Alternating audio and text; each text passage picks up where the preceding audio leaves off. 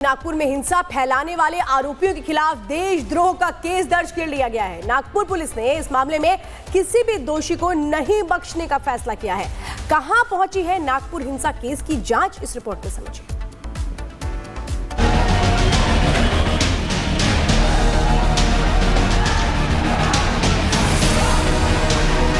नागपुर हिंसा की जांच जैसे जैसे आगे बढ़ रही है, इस केस में चौंकाने वाला खुलासा हो रहा है। एक तरफ जहां दंगे का बांग्लादेश कनेक्शन सामने आया, तो दूसरी तरफ ये भी साफ हो गया कि नागपुर को हिंसा की आग में झोंकने की साजिश दंगाइयों ने पूरी प्लानिंग के साथ कर रखी थी और हिंसा की चिंगारी भड़काने के लिए सोशल मीडिया को बाकायदा एक टूल की तरह इस्तेमाल किया गया।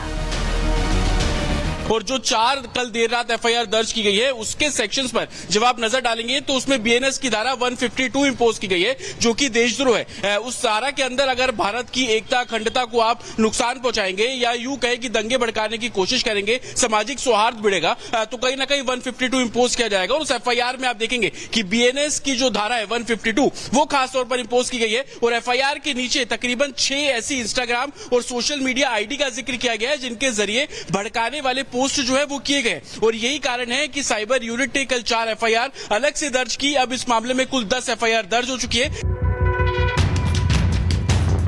पुलिस के पास इस बात के पुख्ता सबूत है कि नागपुर में हिंसा फैलाने की साजिश पूरी प्लानिंग के साथ रची गई और दंगा ब्रिगेड ने इस साजिश को अंजाम तक पहुंचाने और लोगों को भड़काने के लिए सोशल मीडिया का भरपूर इस्तेमाल किया। यही वजह है कि अब नागपुर पुलिस के साथ साथ साइबर सेल भी इस केस की जाँच में एक्टिव हो गई है।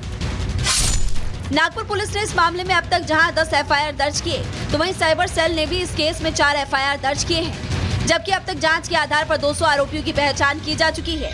लेकिन ये जांच यही नहीं रुकने वाली, क्योंकि पुलिस के रडार पर वो 1000 लोग भी हैं जो दंगाग्रस्त इलाकों में उत्पात मचाने सीसीटीवी में कैद हुए। नागपुर पुलिस इस केस की जाँच को लेकर कितना सख्त रुख अपना चुकी है, इसका अंदाजा इसी से लगाया जा सकता है कि पुलिस ने अपनी दूसरी एफआईआर में आरोपियों के खिलाफ देशद्रोह की धाराएं भी जोड़ दी है। दंगाइयों की नागपुर को दहलाने की साजिश कितनी सुनियोजित तरीके से रची गई थी, इसका इशारा जांच में सामने आए 172 वीडियो लिंक से भी हो रहा है, जिसमें दंगाइयों ने सोशल मीडिया हैंडल से न सिर्फ अफवाह फैलाने के मकसद से फर्जी वीडियो बनाए, बल्कि उसे अलग अलग सोशल मीडिया अकाउंट से पोस्ट भी किया। बीएनएस सेक्शन 152 जो हमने इम्पोज किया है, उसमें अलग अलग इंग्रेडिएंट हैं, लेकिन हमारे से जो रेलेवेंट है वो 2 चीजें हैं। एक तो आर्म्ड एग्रेशन को प्रमोट करना और दूसरा सबवर्सिव एक्टिविटी को प्रमोट करना। तो इसमें जो वायलेंस हुआ था, पुलिस के खिलाफ में जो वायलेंस हुआ था, उसके वीडियोस को इन लोगों ने कट करके और उसके साथ में इस प्रकार का उन्होंने मैसेज दिया है कि जैसे कि फॉर एग्जांपल सर तन से जुदा, नागपुर में जो हुआ वो सही हुआ, ऐसा हर जगह होना चाहिए। 6+ लोगों को हमने उसमें एफआईआर में डाला है, लेकिन अभी और भी ऐसे पोस्ट हैं जिनको हम लोग स्टडी कर रहे हैं। जाहिर है कि नागपुर हिंसा की जांच हर एंगल से की जा रही है। पुलिस के रडार में वो तमाम लोग हैं जिन्होंने नागपुर में दंगे की चिंगारी भड़काई। पुलिस का संदेश साफ है, दंगा भड़काने वाले गद्दार देसी हो या बांग्लादेशी, वो कानून के शिकंजे से बचेंगे नहीं। Bureau report, Republic Bharat.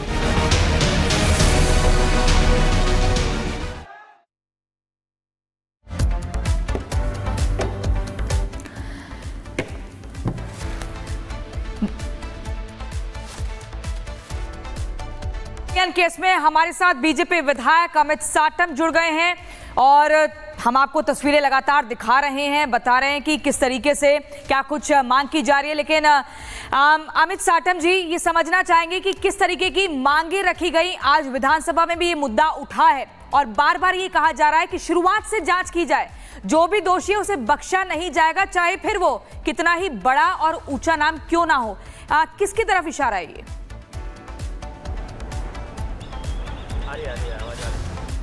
कल शाम को दिशा सालियान के जो पिताजी है, दिशा सालियान के पिता ने बहुत ही सीरियस एलिगेशंस किए हैं। उन्होंने ये कहा है कि महाविकास आघाड़ी की सरकार ने इस पूरे प्रकरण को दबाने की कोशिश की।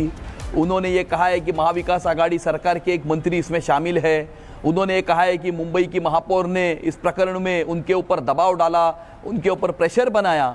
और इस प्रकार के एलिगेशंस पहली बार दिशा सालियन की फैमिली ने पहली बार इस प्रकार के एलिगेशंस किए, जो बहुत ही गंभीर स्वरूप के एलिगेशंस है। और इसीलिए आज महाराष्ट्र की विधानसभा में हमने ये मांग की है कि एसआईटी इसमें जो फॉर्म की गई थी दिसंबर 2022 में, उस एसआईटी के क्या इन्वेस्टिगेशंस है, उस एसआईटी के क्या फाइंडिंग्स है, और एसआईटी के इन्वेस्टिगेशंस और फाइंडिंग्स जो है वो जनता के सामने आने चाहिए। और अगर इसमें कोई अगर दोषी है तो उसके ऊपर कार्रवाई होनी चाहिए और दोषी को शिक्षा होनी चाहिए। अमित साटम जी, इस पूरे मामले में जो दिशा सालियान के पिता हैं वो कह रहे हैं कि सीबीआई से इस पूरे मामले की जांच कराई जाए, क्योंकि एसआईटी जो जांच हुई उसमें क्या हुआ क्या नहीं हुआ उस पर कोई विश्वास नहीं है।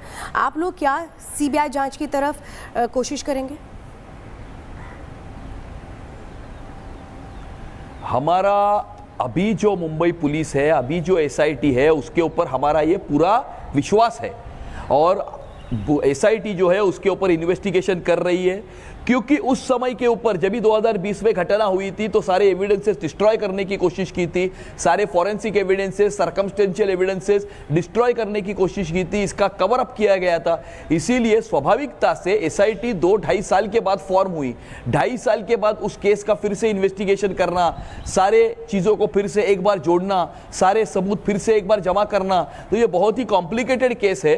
लेकिन हमें यह पूरा विश्वास है कि एसआईटी जो है इसमें जो अंतिम कंक्लूजन तक जरूर आएगी और जनता के सामने अपने फाइंडिंग जरूर रखेगी। अमित साटम जी, दिशा सालियान के पिता बार बार कह रहे हैं कि इस पूरे मामले में एफआईआर होनी चाहिए आदित्य ठाकरे के खिलाफ, उनका नाम भी सामने आना चाहिए, क्योंकि दिशा सालियान की आत्महत्या नहीं थी बल्कि हत्या थी। और रिपब्लिक भारत ने जब आज सवाल किए तो आदित्य ठाकरे उन सवालों से बचते हुए नजर आए।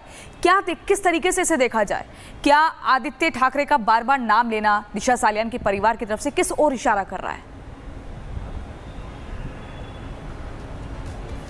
दिशा सालियान के पिता की तरफ से कुछ नाम आना और डायरेक्ट इस प्रकार के आरोप होना, ये बहुत बहुत गंभीर इस प्रकार की ये बात है।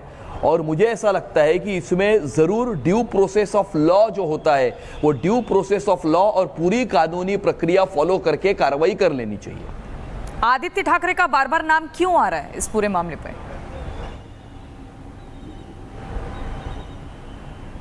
अभी जिन जिन लोगों का नाम इसमें आ रहा है वो सारे लोगों का इन्वेस्टिगेशन होना चाहिए।